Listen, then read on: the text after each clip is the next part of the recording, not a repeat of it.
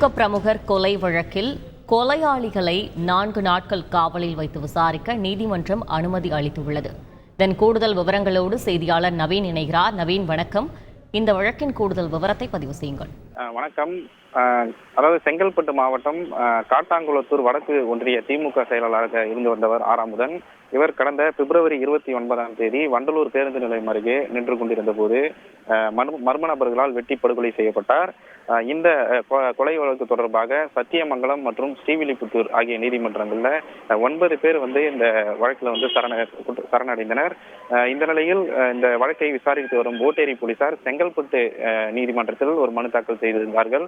அதில் இந்த கொலையை நாங்கள் தான் செய்தோம் என சரணடைந்த குற்றவாளிகளை போலீஸ் காவலில் எடுத்து விசாரிக்க அனுமதி கோரி அவர்கள் மனு தாக்கல் செய்திருந்தனர். இந்த நிலையில் விசாரணை செய்த செங்கல்பட்டு நீதிமன்றம் அவர்களுக்கு 4 நாட்கள் போலீஸ் காவலில் வைத்து விசாரிக்க அனுமதி அளித்துள்ளது. அதாவது இந்த திமுக பிரமுகர் கொலை வழக்கில் சரணடைந்த கனகராஜ், அருண்ராஜ், நவநீத கிருஷ்ணன், மணிகண்டன், முனீஸ்வரன், சத்தியசீலன், சம்பத்குமார் மற்றும் திருப்பூரை சேர்ந்த மற்றொரு மணிகண்டன் என 8 பேரை போலீஸ் காவலில் வைத்து விசாரிக்க நீதிமன்றம் அனுமதி வழங்கியிருக்கிறது.